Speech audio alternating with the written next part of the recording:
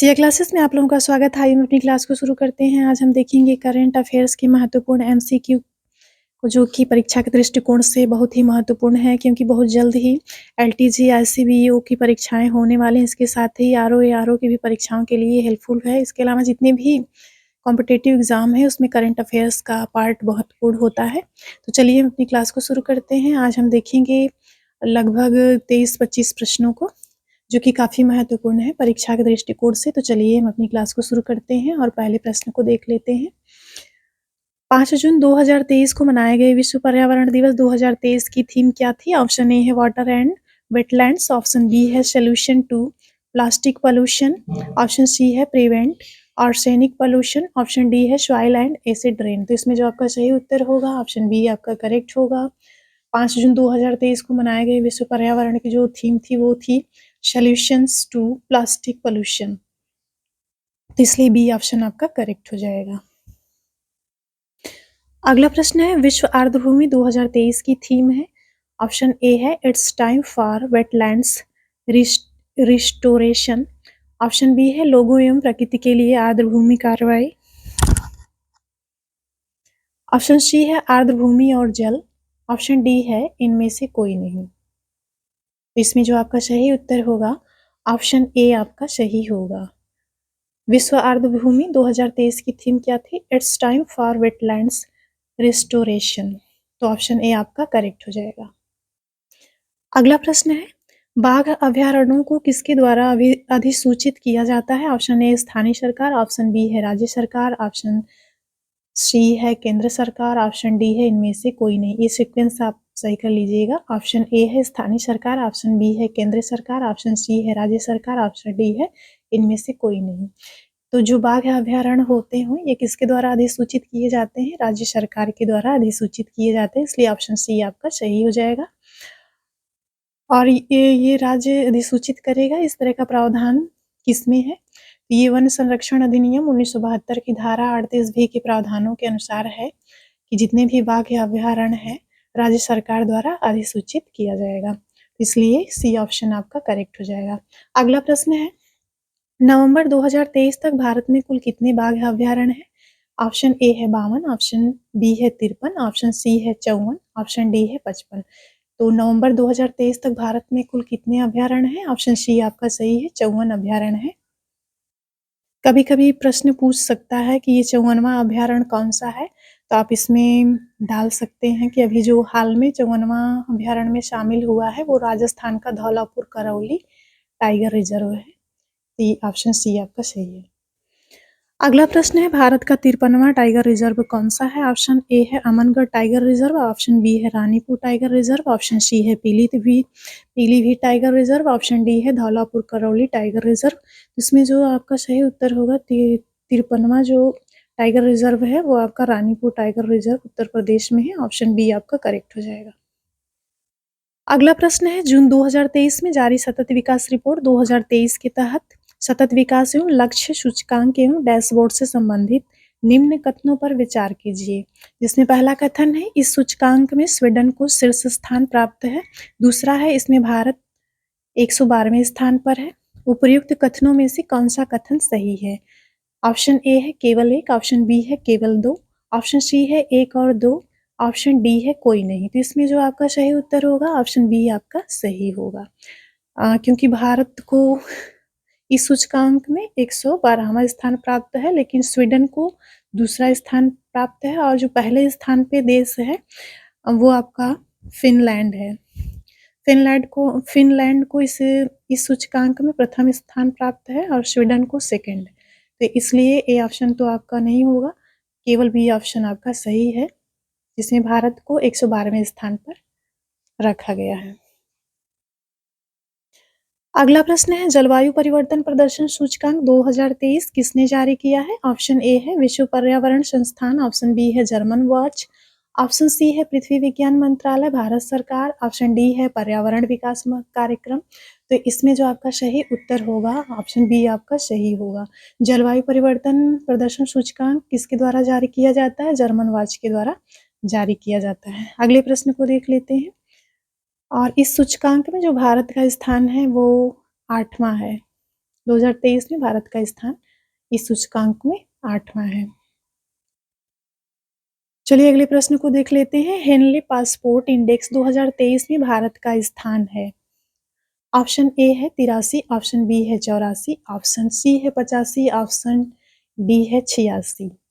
तो इसमें जो आपका सही उत्तर होगा ऑप्शन डी आपका सही होगा। हेनले पासपोर्ट इंडेक्स 2023 में भारत का जो स्थान है वो 86 है। चलिए अगले प्रश्न को देख लेते हैं। ग्लोबल इनोवेशन इंडेक्स 2023 में शीर्ष देश है। ऑप्शन ए है रूस, ऑप्शन बी है चीन, ऑप्शन सी है यूएसए, ऑप्शन डी है जापान। ग्लोबल इनोवेशन इंडेक्स 2023 में शीर्ष देश कौन सा है? यूएसए है, संयुक्त राज्य अमेरिका, इसलिए सी ऑप्शन आपका सही होगा। अगला प्रश्न है विश्व खुशहाली रिपोर्ट 2023 में शीर्ष देश है। ऑप्शन ए है फिनलैंड, ऑप्शन बी है भारत, ऑप्शन सी है डेनमार्क, ऑप्शन डी है स्वीडन। तो इसमें जो आपका सही उत्तर होगा ऑप्शन ए आपका सही होगा। विश्व खुशहाली रिपोर्ट 2023 में शीर्ष देश है फिनलैंड है, और हमारे भारत का जो विश्व खुशहाली रिपोर्ट में स्थान है वो आपका 126वां स्थान है। इसको भी याद रखिएगा, क्योंकि ये ना पूछ करके ये भी पूछ सकता है, इसलिए दोनों को जानना जरूरी है। अगला प्रश्न देख लेते हैं। ग्लोबल जेंडर गैप इंडेक्स 2023 किस संस्था ने जारी किया है? ऑप्शन ए है विश्व आर्थिक मंच, ऑप्शन बी है संयुक्त राष्ट्र विकास कार्यक्रम, ऑप्शन सी है विश्व बैंक, ऑप्शन डी है कोई नहीं। तो इसमें जो आपका सही उत्तर होगा वो आपका ऑप्शन ए आपका सही है। विश्व आर्थिक मंच के द्वारा ग्लोबल जेंडर गैप इंडेक्स जारी किया जाता है, तो इसलिए ऑप्शन ए आपका सही है। तो ग्लोबल जेंडर गैप इंडेक्स में जो भारत का स्थान है वो 127वां स्थान है, इसको भी आप जान लीजिए। अगला प्रश्न है वर्ल्ड प्रेस फ्रीडम इंडेक्स में 2023 में भारत का क्या स्थान है? ऑप्शन ए है 40, ऑप्शन बी है 161, ऑप्शन सी है 134, ऑप्शन डी है 160। तो वर्ल्ड प्रेस फ्रीडम इंडेक्स 2023 में भारत का जो स्थान है वो 161वां है, तो ऑप्शन बी आपका करेक्ट हो जाएगा। और ये जो इंडेक्स जारी करने का काम करता है, तो ये जो वर्ल्ड प्रेस फ्रीडम इंडेक्स है ये कौन जारी करता है? तो इसको जारी करने का काम रिपोर्ट्स विदाउट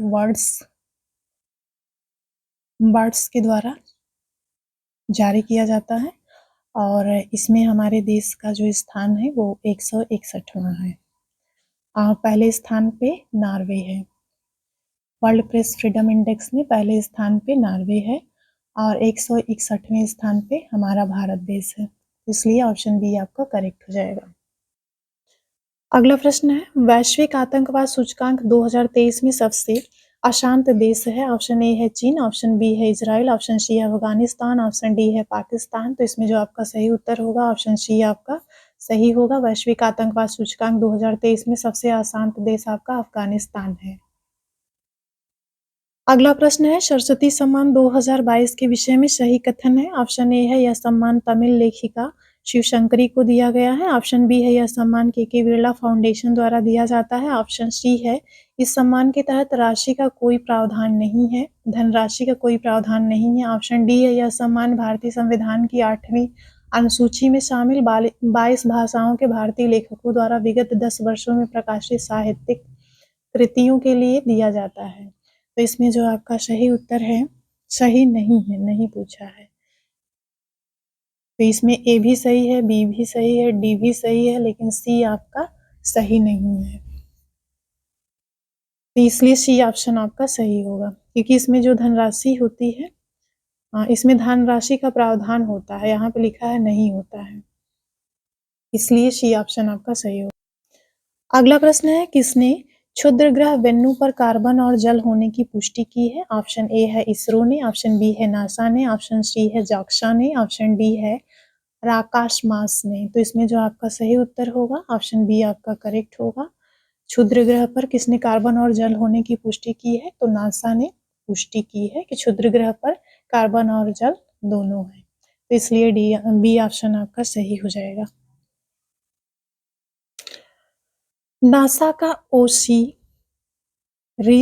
रेक्स अंतरिक्ष यान क्षुद्र ग्रह नमूना प्राप्त करने वाला पहला अमेरिकी प्रयास वर्ष 2016 में वेन्यू की यात्रा के लिए लॉन्च किया गया। ये भी थोड़ा सा जानना जरूरी है कि पहला प्रयास अमेरिका ने कब किया था क्षुद्र ग्रह की यात्रा का, तो 2016 में वेन्यू की यात्रा के लिए उसने जो अंतरिक्ष यान लॉन्च किया था उसका नाम था ओसिरिस रेक्स। इसी यान ने क्या किया था, क्षुद्र ग्रह से नमूना प्राप्त करने का पहला प्रयास किया था। अगला प्रश्न है, दिसंबर 2023 में जारी जलवायु प्रदर्शन सूचकांक CCPI 2024 में भारत का कौन सा स्थान है? ऑप्शन ए है 6, ऑप्शन बी है 7, ऑप्शन सी है 8, ऑप्शन डी है 9। तो इसमें जो आपका सही उत्तर होगा CCPI 2024 में भारत का कौन सा स्थान है, तो इसमें आपका बी ऑप्शन करेक्ट हो जाएगा, 7वां स्थान है। जलवायु परिवर्तन प्रदर्शन सूचकांक में भारत का 2024 में 7वां स्थान है, तो बी ऑप्शन आपका करेक्ट हो जाएगा।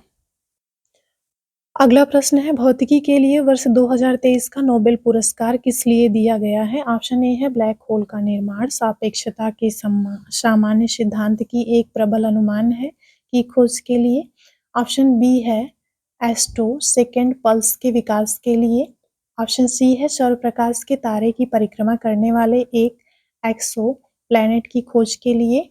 ऑप्शन डी है ब्रह्मांड के विकास और ब्रह्मांड में पृथ्वी के स्थान के बारे में समझ में योगदान के लिए।